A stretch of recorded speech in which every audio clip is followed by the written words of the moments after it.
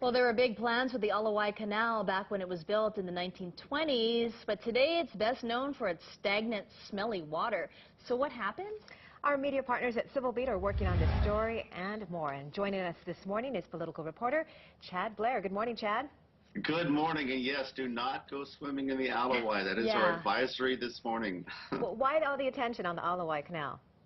Well, when the canal was built, the civic leaders, government leaders had great hope that it would turn Waikiki into an economic engine like Southern California. In many ways, it did exactly that. Waikiki, rather, the tourist mecca, is our economic engine. The problem is in building the canal, there was a lot of flawed engineering involved, and they destroyed a vital ecosystem. So today, in many ways, the canal is a serious health and environmental threat. We're running a series all week long, reporting on the problems with the canal, and we encourage all people to sign up and read our series. It sounds like a good one. I mean, it should be a jewel of Waikiki, and there's just so much work to be done.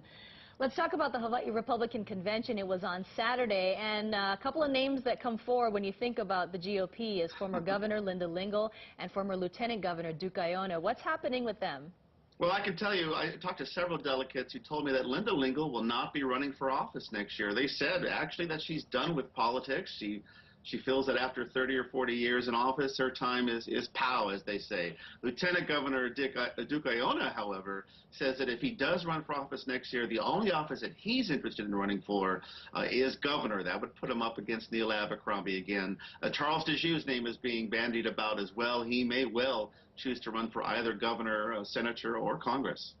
Should be a very interesting election season. Well, you've got an update also on military veterans claims here in Honolulu, right? Well, as you know, we reported a few weeks ago on the very serious backlog in processing these claims, helping veterans. It's exacerbated in no small part because of the drawdown of military forces overseas.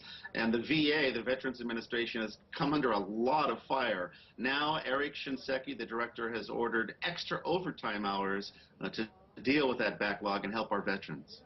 And finally, Chad, there's something called the geography of hate. Hopefully, Hawaii is not on that map.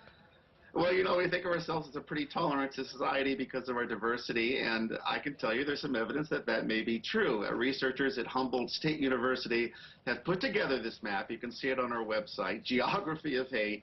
What they did is they looked at Twitter accounts, and they tracked racist and homophobic and anti-disability comments. Turns out the East Coast does not come off very well.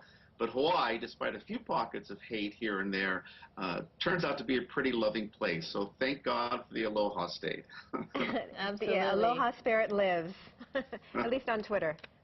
Exactly. All right. Thanks, Chad, and aloha to you. Thank you. We'll see you on Wednesday. And you can find the complete stories that we just discussed on civilbeat.com.